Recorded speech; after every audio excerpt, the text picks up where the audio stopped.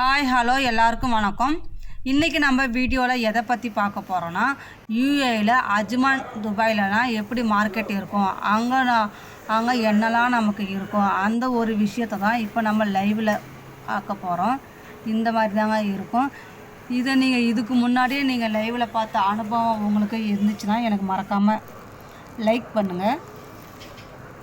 இங்கே நம்ம எப்படி திங்ஸு வாங்கினோன்னா, ஒரு சின்ன கவரில் நமக்கு என்னெல்லாம் நமக்கு தேவைப்படுதோ அதை நம்மளே எடுத்துக்கிட்டு கவுண்டருக்கு போனால் அவங்க நம்மளுக்கு பில் பண்ணி பேக் பண்ணி கொடுத்துருவாங்க.